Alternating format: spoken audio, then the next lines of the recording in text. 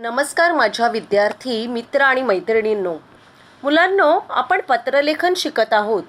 काल मी तुम्हाला मागणी पत्र कसं असतं आणि मागणी पत्र मतलब डिमांड लेटर तर मागणी पत्र कसं लिहायचं, मागणी पत्र लिहिताना कोणकोणत्या गोष्टी लक्षात ठेवायच्या हे सांगितलं, हे व्हिडिओमध्ये दाखवलेलं आहे. तर आपण काल औपचारिक पत्राचा पहिला प्रकार म्हणजे मागणी पत्र बघितलेलं होतं. आज आपण औपचारिक पत्र फॉर्मल लेटर का ही दूसरा टाइप है विनंती पत्र मतलब रिक्वेस्ट लेटर. तो बच्चों, आपको आपके सिलेबस में खाली फॉर्मल लेटर के दो ही प्रकार आते हैं.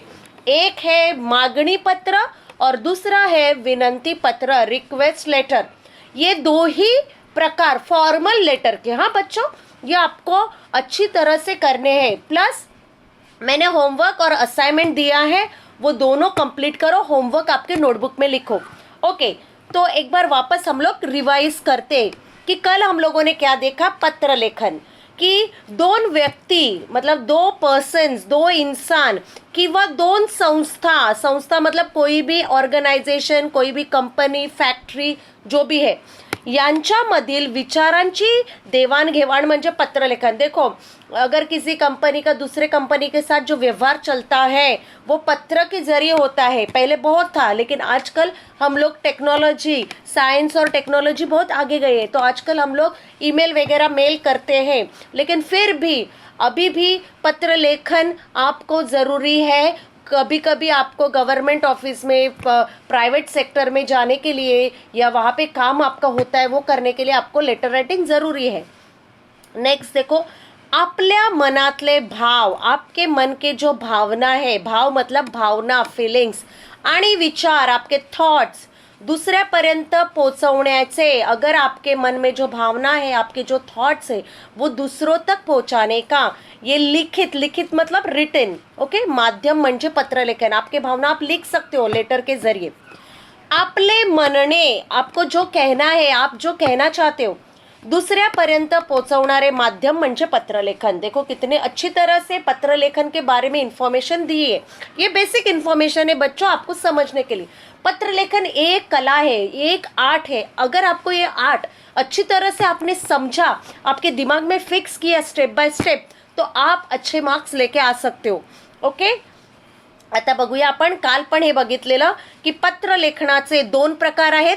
अनौपचारिक पत्र, ज्याला कौटुंबिक पत्र किंवा इन्फॉर्मल लेटर म्हणतो, किंवा आपण घरगुती पत्र पण म्हणतो, जे आपण जवळच्या व्यक्तीला. अनौपचारिक पत्र जो ऐसे इंसान को आप लिखते हो जिसे आप ऑलरेडी पहले से पहचानते हो, आपको मालूम है वो कौन है. औपचारिक पत्र फॉर्मल लेटर, इसमें से पहला है मागणी आणि विनंती. मागणी आपण काल बघितलेला, आज आपण विनंती पत्र बघणार आहोत.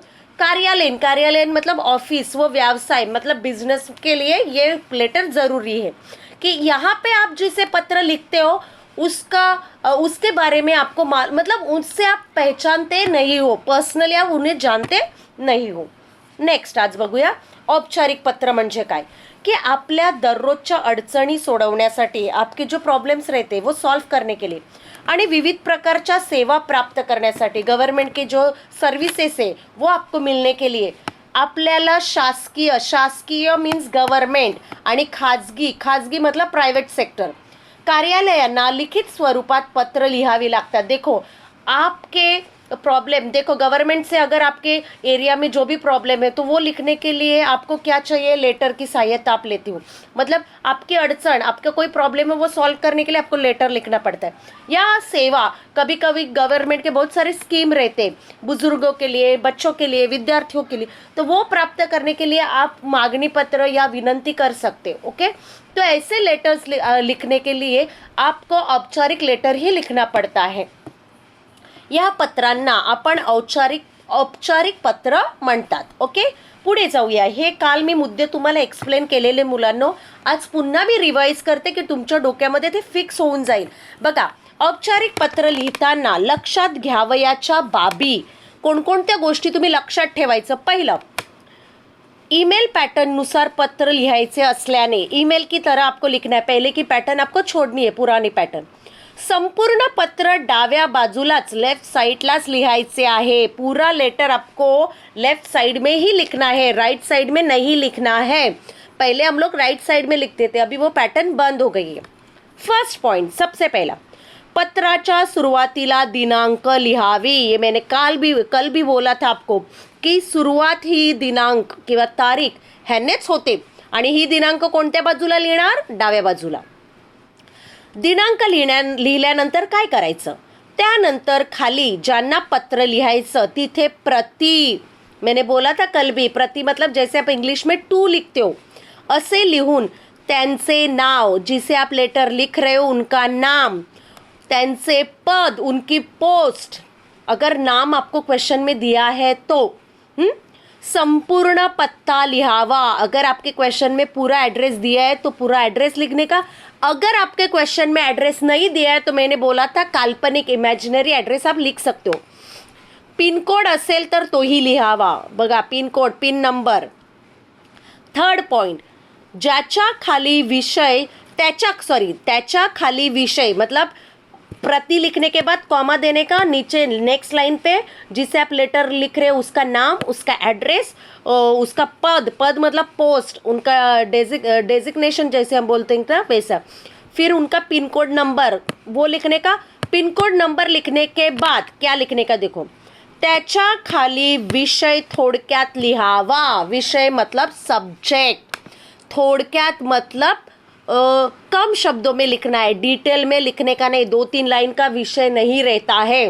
विषय लांबलचक मोठा नसावा, थोडक्यात असावा. थोडक्यात मतलब शॉर्ट में. ओके बच्चों, तर पत्र लिहिताना सुरुवातीला दिनांक, त्याच्यानंतर प्रति लिहिल्यानंतर ज्यांना आपण पत्र लिहिणार त्यांचं नाव, पत्ता, पिनकोड, नंतर तुम्ही विषय लिहिणार. विषय थोडक्यात असावा, लांबलचक मोठा नसावा. ओके. नंतर विषय खाली आदर सूचक मायना असावा. मायना मतलब जिसे आप लेटर लिखते उनके बारे में. अगर वो जेंट्स है तो महोदय लिखने का, अगर वो फीमेल है तो महोदया लिखने का. नेक्स्ट, विषयानुरूप मजकूर लिहावा. मजकूर मतलब जो आपका टॉपिक है वो एक्सप्लेन करने का. उसके बाद परिच्छेद रचना करावी. समर्पक मतलब आपको लगता है 2 पैराग्राफ चाहिए, 3 चाहिए, वैसे आप अपने हिसाब से जैसा टॉपिक है वैसे आप पैराग्राफ, परिच्छेद मतलब पैराग्राफ बना सकते. प्रास्ताविक, सुरुवात आणि मध्य किंवा शेवट अशी रचना. मतलब देखो, स्टार्टिंग, सेंटर एंड एंड ऐसे आपका फॉर्मॅट होना चाहिए लेटर का. शेवटी, पत्राच्या शेवटी आपला किंवा आपली, मी कालच तुम्हाला एक्सप्लेन केलेलं मुलांनो, मुलगा असेल तर आपला कृपाभिलाषी किंवा आपला विश्वासू, मुलगी असेल तर आपली विश्वासू, आपली कृपाभिलाषी असं लिहून पत्र लिहिणाऱ्याचे नाव व त्याखाली संपूर्ण पत्ता लिहावा. हे पण मी सांगितलेलं कि जो लेटर लिख रहा है, पत्र लेखक जो पत्र लिख रहा है उसका लास्ट में एड्रेस आएगा, नाम और एड्रेस. और सबसे लास्ट एड्रेस लिखने के बाद शेवटी ईमेल आईडी लिहावा. लास्ट में आपका ईमेल आईडी आएगा. ये पॉइंट्स ऑलरेडी मैंने एक्सप्लेन किए है बच्चों. नेक्स्ट देखो, विनंती पत्र. आज आपण विनंती पत्र बघणार आहोत. बघा, आपले काम पूर्ण होण्यासाठी एखाद्या शासकीय किंवा खाजगी संस्थेला, शासकीय मतलब गव्हर्नमेंट, खाजगी मतलब प्रायव्हेट, किंवा संबंधित व्यक्तीला विनंती करणारे पत्र म्हणजे विनंती पत्र होय. हाँ, तर विनंती पत्र अपन गवर्नमेंट, एक संस्था या किसी व्यक्ति को भी लिख सकते हो. अगर आपका काम करना है तो, काम होना चाहिए इसलिए विनंती करते, रिक्वेस्ट. आता बघा, विषय आज मी तुम्हाला एक एक्झाम्पल दाखवते. विषय काय आहे? तुमच्या कॉलनीत, कॉलनी मतलब आपकी एरिया, सोसायटी जो भी है, कचरा कुंडीची दुर्गंधी निर्माण झाली आहे. कचरा कुंडी, हाँ, गार्बेज जहाँ पे हम डंप करते वहाँ पे दुर्गंधी मतलब बैड स्मेल. एक सुजान नागरिक या नात्याने, मतलब आप वहाँ के एक सुजान मतलब जिसे आप एक खरा नागरिक, एक ट्रू सिटीजन की हैसियत से माननीय आरोग्य अधिकारी, हेल्थ ऑफिसर, आरोग्य विभाग, हेल्थ डिपार्टमेंट, हाँ, औरंगाबाद, यहाँ पे एड्रेस औरंगाबाद का है और पिन कोड नंबर दिया है 431001, यांना कचरा कुंडी साफ करण्याबाबत विनंती करणारे पत्र लिहा. आता मला सांगा मुलांनो, हे मागणी पत्र आहे की विनंती पत्र? विनंती पत्र. Very good. प्रश्नामध्येच दिलेलं आहे विनंती करणारे, रिक्वेस्ट लेटर आहे. तुम्हाला प्रश्न समजलेला आहे की तुमच्या एरियामध्ये कचरा कुंडीची दुर्गंधी निर्माण झालेली आहे. आता आपण ह्या विषयावर पत्र बघूया. बघा इथे दिलेलं आहे. सगळ्यात अगोदर काय येणार? दिनांक. दिनांक आहे 20 जून 2020. ओके, ही एक काल्पनिक तारीख दिलेली आहे. तुम्ही तुमच्या हिशोबाने तारीख लिहू शकता. दिनांक लिहून झाल्यानंतर प्रति म्हणजे टू आणि स्वल्पविराम आणि नंतरच्या ओळीमध्ये काय आहे? मा म्हणजे माननीय. उनको रिस्पेक्ट देते ना, बड़े ऑफिसर है वो. माँ मतलब फुल स्टॉप देने का, माननीय. मैंने विराम चिन्ह में भी बोला है. हाँ, आरोग्य अधिकारी, हेल्थ ऑफिसर. हेल्थ ऑफिसर के बाद कॉमा, क्योंकि एड्रेस उनका कंप्लीट नहीं हुआ है. आरोग्य विभाग, हेल्थ डिपार्टमेंट, औरंगाबाद 431001. आता इथे काय झालेलं आहे? पत्ता पूर्ण झालेला आहे. मग इथे 001 नंतर पूर्णविराम द्यायचा. इथे नाही आहे, तुम्ही द्यायचा आहे मुलांनो. त्याच्यानंतर दुसऱ्या ओळीमध्ये विषय म्हणजे सब्जेक्ट, कचरा कुंडी साफ करण्याबाबत. ओके, समजला विषय? अतिशय कमी शब्दात, थोडक्यात आहे. लांबलचक आहे का? नाही. नंतर करण्याबाबत नंतर पूर्णविराम. नंतरच्या ओळीमध्ये मी सांगितले मायना, ज्या व्यक्तीला लिहिणार. आता इथे आरोग्य अधिकारी आहेत म्हणून महोदय आणि स्वल्पविराम द्यायचं. आणि पुढच्या ओळीत बघा विषय कसा लिहिलेला आहे की उपरोक्त विषयानुसार. उपरोक्त म्हणजे वरती दिलेल्या विषयानुसार. उपरोक्त म्हणजे वर दिलेल्या विषयानुसार मी विनंतीपूर्वक अर्ज सादर करतो की मी N11 हडकोमधील, म्हणजे एरियाचं नाव, ज्या विभागात राहतात ते कडचं, एक सुजाण नागरिक आहे, एक चांगला नागरिक आहे. आणि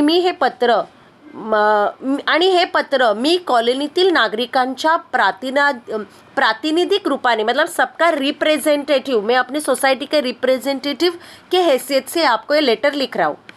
आपल्याला लिहित आहे. नेक्स्ट पॅराग्राफ बघा काय सांगितलंय. गेल्या 1 आठवड्यापासून कॉलनीत कचरा कुंडीची समस्या निर्माण झाली आहे. कचरा साफ करणारे कर्मचारीही आलेले नाहीत. त्यामुळे कॉलनीत दुर्गंध निर्माण झाली आहे.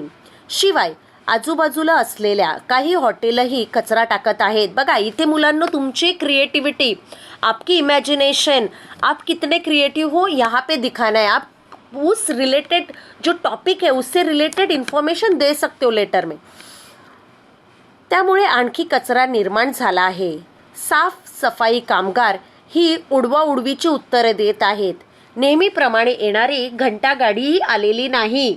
त्यामुळे मच्छरांचे प्रमाणही वाढले आहे. आता इथे तुम्ही बघा किती सुंदर प्रकारे सांगितलेलं आहे, व्यवस्थित. आता इथे त्याने विचारले का हा आरोग्य अधिकारी तुम्ही कसे आहेत, घरी कसे आहेत? नाही, कारण हे औपचारिक पत्र है, फॉर्मल लेटर है. यहाँ पे ये सब नहीं होता. डायरेक्ट आपका जो पॉइंट है, आपका जो समस्या है, आपका जो प्रॉब्लेम है, वहाँ पे आप उसके बारे में आपको लिखना है. नेक्स्ट बघा. त्यामुळे आम्हा सर्व नागरिकांकडून आपल्याला विनंती आहे, विनंती पत्र आहे. तो इथे भाषा, आपकी लैंग्वेज पोलाइट होनी चाहिए. रिक्वेस्ट कर रहे हो तो आप उनसे झगड़ा कर सकते हो क्या? आपकी लैंग्वेज अच्छी होनी चाहिए. एक तर कचरा कुंडी साफ करावी, नसता घंटागाडीची दररोज कचरा नेण्याची व्यवस्था करावी. किंवा तुम्ही इथे मुलांनो असंही लिहू शकता की ह्या कचरा कुंडीमुळे येणाऱ्या दुर्गंधीमुळे आमच्या विभागामध्ये अनेक जे ज्येष्ठ नागरिक आहेत व ते आजारी पडत आहेत. लहान मुलांना ह्यांचा त्रास झालेला आहे किंवा काही आजार निर्माण झालेले आहेत मच्छरांपासून वगैरे, असं लिहू शकता तुम्ही. क्योंकि आपको आपका पॉइंट उन अधिकारियों के सामने रखना है. ओके. दररोज कचरा नेण्याची व्यवस्था करावी. आपण कार्यवाहीसाठी आवश्यक त्या सूचना महापालिकेस द्याव्यात. या पत्राची आपण गंभीरपणे दखल घेत, गंभीर मतलब सीरियसली आप ये देखो, ती कार्यवाही लवकरात लवकर आप एक्शन लोगे. कार्यवाही मतलब एक्शन लेना. कळावे. धन्यवाद. मतलब आपके रिस्पॉन्स की, आपके आंसर की मैं राह देख रहा हूँ. आपला विश्वासू अबक. आता इथे आपल्याला नाव दिलं नव्हतं म्हणून एक सुजाण नागरिक, पत्ता N11 हडको औरंगाबाद आणि सेम पिन येणार. पण इथे बघा मुलांनो, इथे पत्राच्या शेवटी काय दिलेलं नाही आहे? Email I D. बरोबर. तर ईमेल आय डी तुम्हाला द्यायचं आहे. ओके मुलांनो, ईमेल आय डी लिहायचं आहे. आता मुलांनो, तुमच्या ओरल एक्झामबद्दल मी सांगते. तुम्हाला तुमचं ओरल एग्ज़ामचं टाइम टेबल मिळालेलं आहे. आपकी मराठी की एग्ज़ाम कब है? ओरल एग्ज़ाम जूम पे रहेगी. तो आपको क्या करना है? आपके ओरल्स में क्या आएगा? अच्छी तरह से सुनो. आपको 5 मार्क्स का रीडिंग होगा. हाँ, हम लोग रीडिंग लेंगे टीचर्स. रीडिंग आप लोग जो आपका पोर्शन है उसमें से किसी भी लेसन का आप रीडिंग कर सकते हो. ओके बच्चों. तो जिस दिन आपकी ओरल एग्जाम रहेगी उस दिन आपका टेक्स्ट बुक आपके पास होना चाहिए. ओके. सेकंड, स्पीच रहेगा. रीडिंग के लिए 5 मार्क्स, स्पीच के लिए भी 5 मार्क्स. स्पीच के टॉपिक हम टीचर्स देंगे. उन टॉपिक में से किसी भी एक टॉपिक के ऊपर आपको आपके विचार रखने हैं, आपको बोलना है. ओके. तो ये टॉपिक हम लोग टीचर्स आपको देंगे बहुत जल्द. आपको वैसी तैयारी करनी है. स्पीच ज़्यादा बड़ा नहीं होना चाहिए. 2 या 3 मिनट में आपका स्पीच खत्म होना चाहिए. नेक्स्ट है आपका writing skill. Okay. Writing skill के बारे में आपको टीचर्स आपको होमवर्क देंगे. वो आपके बुक में या मराठी बुक में भी लिखेंगे तो भी चलेगा. जिस दिन आपकी ओरल एग्जाम रहेगी उस दिन ये राइटिंग स्किल आपके बुक में लिखे हुआ चाहिए और आपको वो हमें कैमरा से दिखाना है. तभी हम लोग आपको राइटिंग स्किल के 5 मार्क्स से वो 5 मार्क्स देंगे.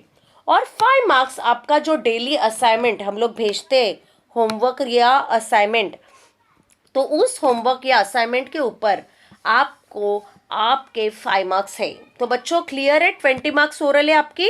हाँ, तो 20 मार्क्स ओरल में आपको ये सब कुछ करना है. ओके. Thank you.